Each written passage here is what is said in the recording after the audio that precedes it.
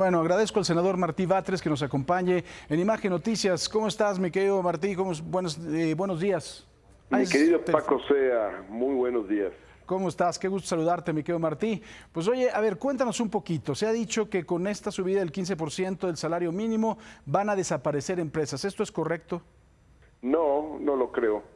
No, porque esta ha sido una declaración reiterada de algún sector de la patronal, que cada vez que hay un avance de la clase trabajadora, dice que con eso se van a generar despidos y desempleo. Entonces, esto ha ocurrido también cuando se creó el reparto de utilidades y cuando ha habido otro tipo de prestaciones importantes, esto se ha dicho.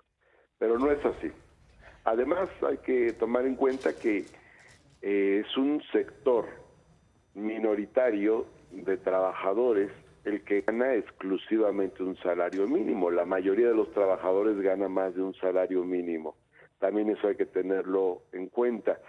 Pero ese sector de trabajadores pues está en condiciones muy precarias, porque ninguna familia puede vivir con un salario mínimo.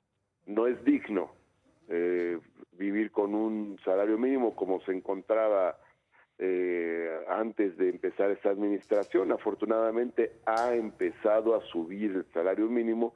Este es el tercer aumento al salario mínimo por arriba de la inflación.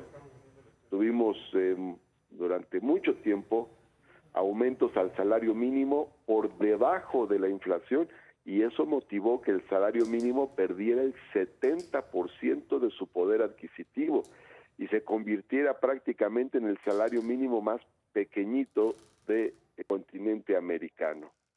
Entonces, imagínate que el salario mínimo en Brasil es 3 veces más grande que el de México y son más grandes que el de México los salarios mínimos de Chile.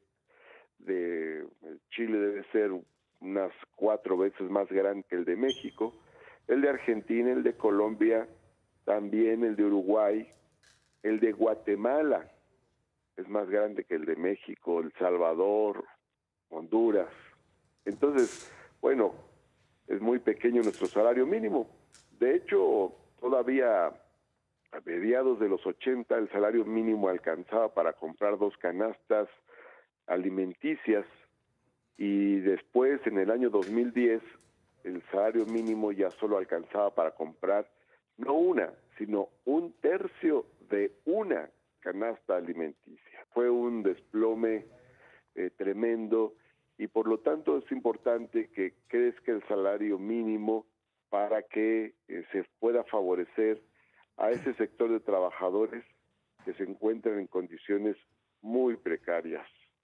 Martí, incluso, pues bueno, como tú bien lo estás diciendo, a mí me parece que con el salario mínimo así se aumenta en 15%, en 50%, si tienes, por supuesto, un poco de noción de la realidad, la verdad es que no alcanza, ¿no? Yo sé que hay algún compañero tuyo del Senado dice que ve gente con 50, 60 mil pesos que son felices, pero la realidad es que con el salario como está, un solo salario sigue sin alcanzar, ¿no?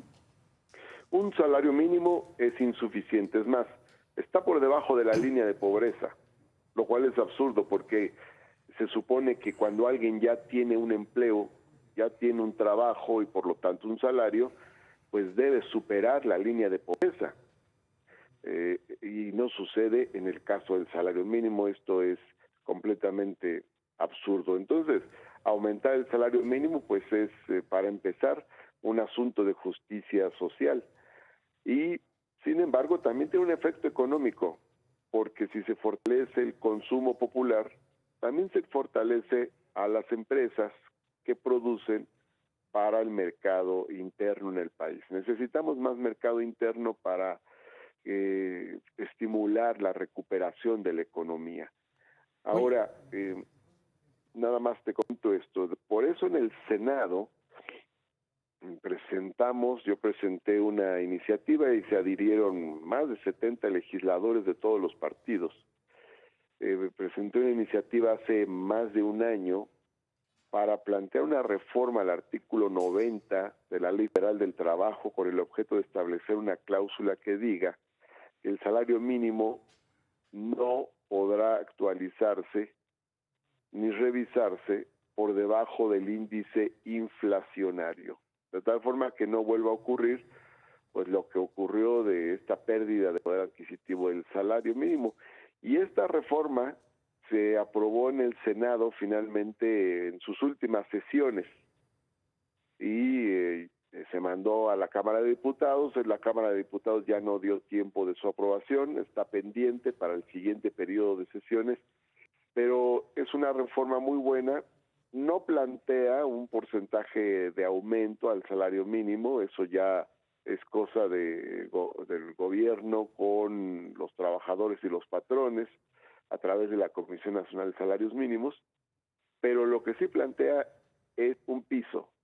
Claro. No puede actualizarse por debajo del índice inflacionario, porque cuando se dice el salario mínimo aumentó 10%, por decir algo, pero la inflación fue del 15%, pues el salario mínimo en realidad no aumentó nada, sino que disminuyó. Claro. Eso no puede volver a ocurrir, por eso hicimos esta reforma en el Senado de la República para proteger, para blindar al salario mínimo, que es la protección, como su nombre lo indica, mínima, básica para los trabajadores mexicanos. Pues querido Martí, te mando un fuerte abrazo, muchísimas gracias por tomar esta llamada. Paco Sea, muy agradecido como siempre con este espacio. Un abrazo, cuídate mucho y feliz Navidad y feliz año. Igualmente, felices fiestas, querido Martí.